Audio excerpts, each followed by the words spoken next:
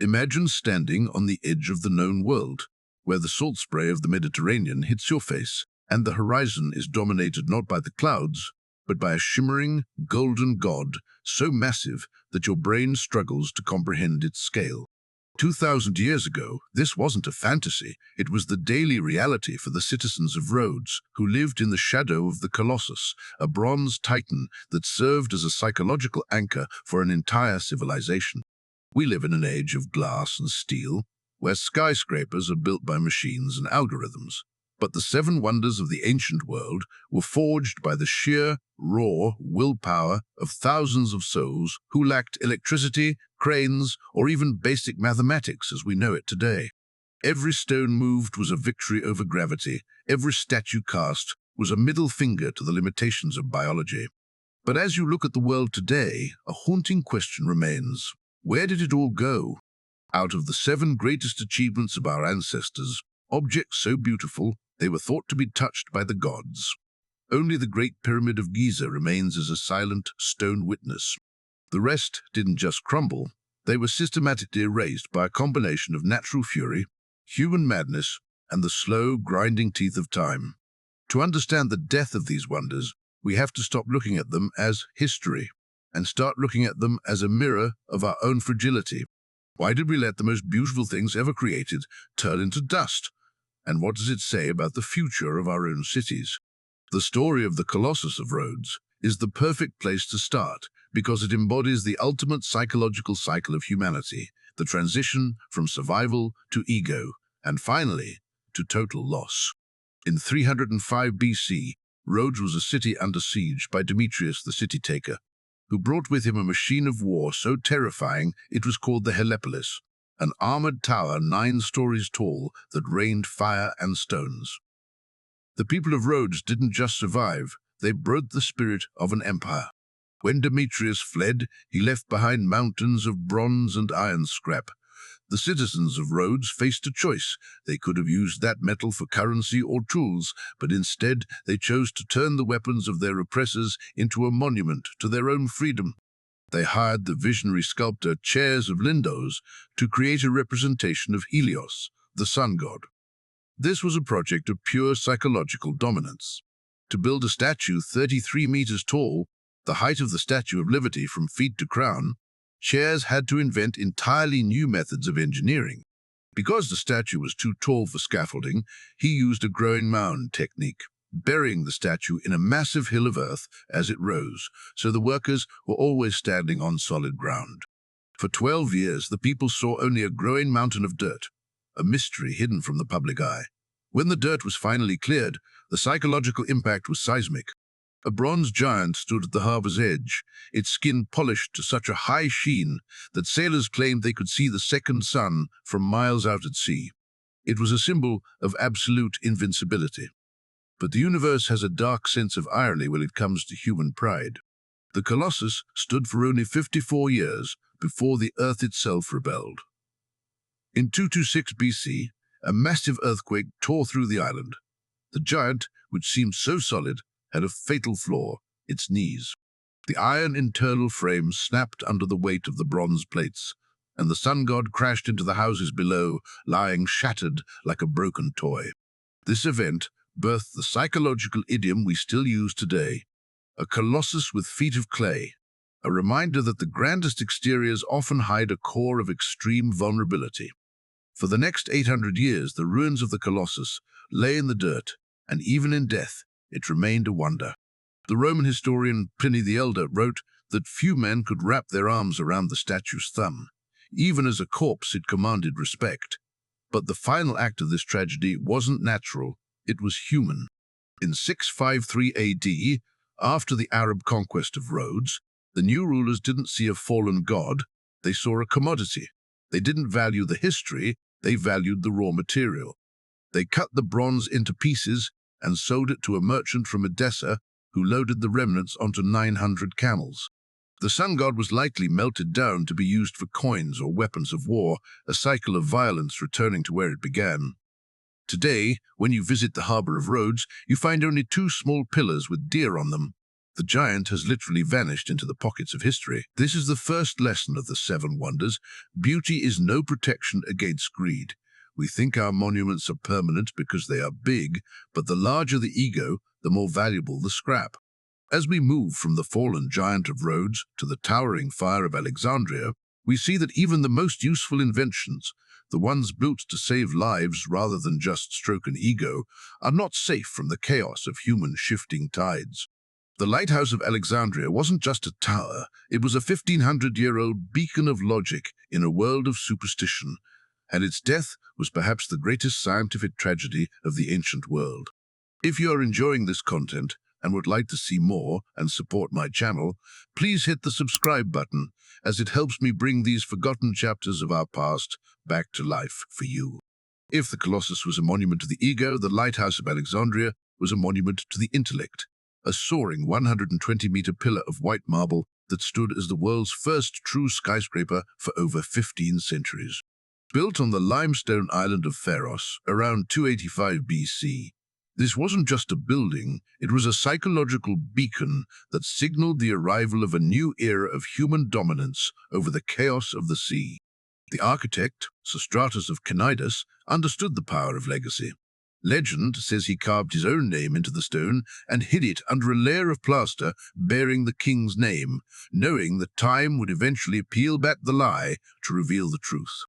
This lighthouse utilized a level of technology that bordered on the supernatural for its time. At its summit, a massive furnace burned wood and dried animal dung, but the secret was the mirror. A colossal, highly polished bronze disc that could focus the light into a beam visible for 50 kilometers. It was a man-made star that guided the wealth of the world into the harbor of Alexandria, making it the most powerful city on the planet. For 1,000 years, the Pharos watched the rise and fall of every empire that dared to claim the Mediterranean, yet its ultimate destruction was a slow-motion tragedy of human error and natural fury. In the 8th century, a massive earthquake shattered the lantern and the mirror, effectively blinding the giant. Then, a psychological trap was set. A Byzantine spy convinced the local caliph that a vast treasure belonging to Alexander the Great was buried beneath the lighthouse's foundations. Blinded by greed, the caliph ordered his men to tear down the upper tiers of the wonder, only realizing the deception when it was too late to rebuild. By the 14th century, final tremors from the earth sent the remaining marble crashing into the sea, where it lay in the mud, until a sultan used the ruins to build a fort, literally burying the ancient world's greatest achievement inside the walls of a medieval castle. But while the lighthouse was a tangible masterpiece of math and fire, our next wonder, the Hanging Gardens of Babylon, represents a deeper, more mysterious psychological need, the desire to recreate a lost paradise. This is the only wonder that might have been a beautiful hallucination. According to the poets, King Nebuchadnezzar II built a mountain of terraces, dripping with exotic plants and cool waterfalls, to cure his wife's homesickness for the green hills of Media. In the middle of the scorching Mesopotamian desert, this was a psychological miracle, a lush, humid forest floating in the air through the use of hidden screw pumps and massive lead-lined foundations that kept the water from rotting the stone. Yet here is the mystery that keeps archaeologists awake at night. There is no physical evidence that these gardens ever existed in Babylon.